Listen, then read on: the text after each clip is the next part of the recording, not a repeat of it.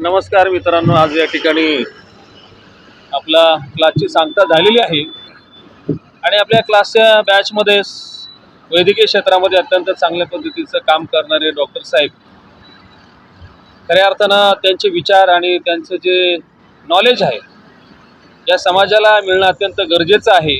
अतिशय प्रतिभाशाली प्रतिभावंत असलेले आपले हे डॉक्टर साहेब आहेत।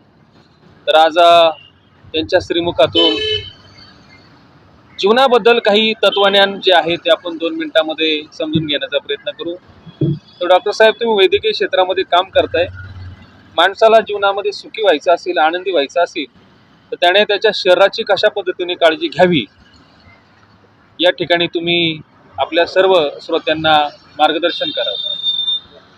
नमस्कार, डॉक्टर बडगुजर सरांनी अत्यंत चांगला विषय दिला आहे की माणसाने आयुष्यामध्ये स्वतःच्या शरीराची कशी काळजी घ्यावी।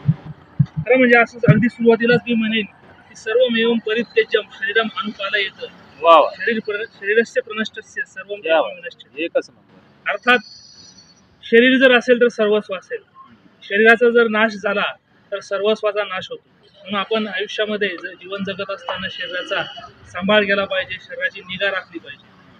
म्हणजे सगळं त्याग करायचा पण शरीराचं रक्षण करायचं, हे कशासाठी किंवा हे का त्याग करायचं, म्हणजे नेमकं काय करायचं। आज आपण आजच्या जगामध्ये बघतो की बरेच लोक व्यसनांच्या आहारी जातात, व्यसनाधीन होतात, तंबाखू, सिगरेट, गुटखा, दारू या सारखी व्यसनं पाळतात। खऱ्या अर्थाने ते आयुष्याचा आनंद घेत नसतात, तर आयुष्याचा नाश करत असतात, शरीराचा नाश करत असतात। शरीर राहिलं तर सर्व राहील। शरीर राहिलं तर आपण सुखी होऊ शकतो, आनंदी होऊ शकतो, आयुष्यामध्ये काहीतरी मिळवू शकतो, आपण स्वतः आनंदी राहून आपल्या कुटुंबाला आनंदी करू शकतो, त्या समाजाला काहीतरी देऊ शकतो।